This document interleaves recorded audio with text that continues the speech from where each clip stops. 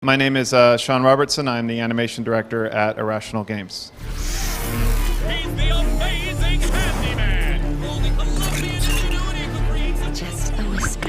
The Lord forgives everything, but I'm just a prophet, so I don't have to. Yeah, we're doing two quick presentations. One is the evolution of narrative storytelling at Irrational, going from System Shock 2 through BioShock Infinite.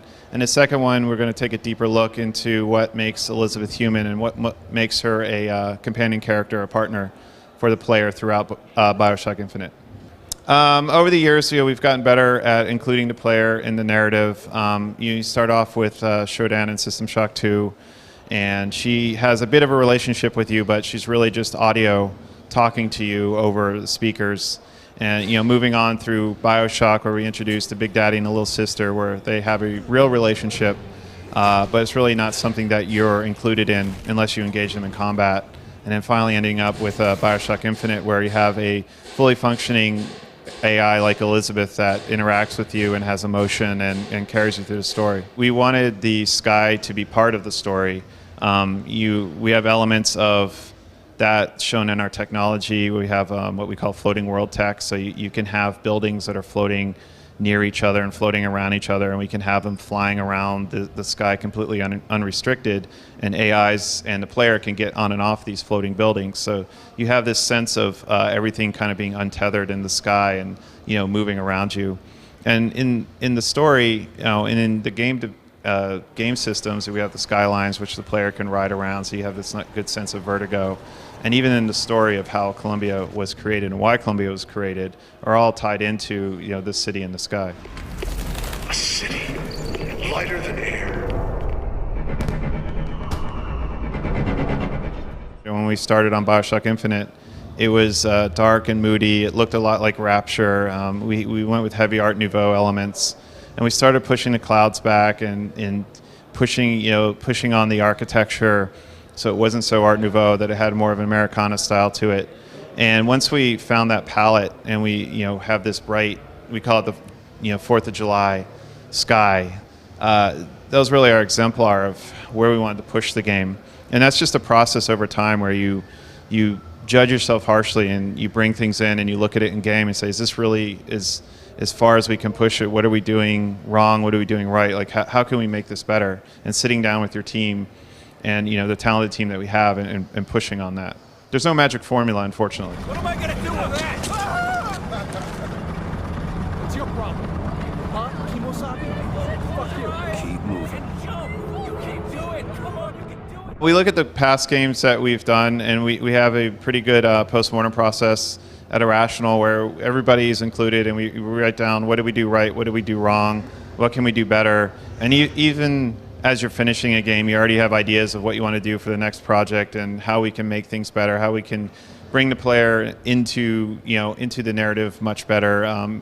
Whether it's technical or subjective storytelling ideas, they're all thrown into the mix. I mean, I'd greatly appreciate it if you would assist. Perhaps you should ask him. I imagine he has a greater interest in getting there than I do. I suppose he does, but there's no point in asking. We certainly wanted the player to be more involved in BioShock 1. And you look at the relationship between the Big Daddy and the Little Sisters. It was a great relationship, and it's awesome when we see people cosplaying them. There's a nice father-daughter relationship there, but you weren't really included. And we really, looking at that game as we're moving on, we wanted to build a companion character that could involve the player in the game and the player could be involved with and have emotion for. So that's when we started thinking about, how do we build this Elizabeth? How do we make her a character that you're going to empathize with? What can we do to bring her into your world and really interact with you? So when you look at Elizabeth in BioShock Infinite, that's us looking at BioShock and thinking, where can we go next? In BioShock Infinite, it's not a escort mission. The player doesn't have to look after Liz. He doesn't have to make sure she doesn't die. In fact, it's the other way around. Elizabeth is helping you. She's constantly looking for things for the player, helping the player find things. She's telling the player about different things in Columbia, because even though she's been locked in a tower for years and that you've rescued her, she's still read up about the place, so she can give you bits of information as you're walking through a place. And not to mention, outside of combat, she's discovering the world the same as you are, so she's going to be excited about certain things and want to see certain things. You know, we didn't want Elizabeth to carry a gun because that's not really her character, so how do you make her not vulnerable during combat? It's definitely one of the questions we had to answer, and there's a few things that she does completely systemically. You know, she'll throw you a weapon if you're close to being out of ammo. And you know, there's some great stories around the office when QA started playing that, and they're like, oh, I was just about to die, and the button came up, and I pressed the button, and Liz just threw me the weapon, and that last shot, you know, down the big handyman. So there's these great combat stories and great narratives that are coming out of her ability to help you, and that's not the only thing she can do. There are other things that she can do too.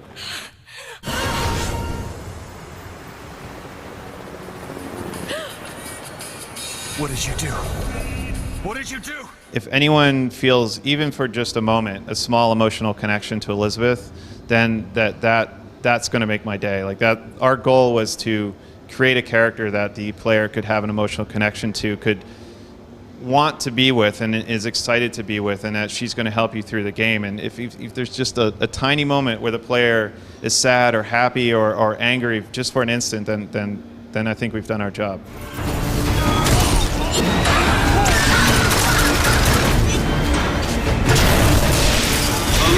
Judges. Thanks. I act. A normal day at Irrational? There is no normal day at Irrational.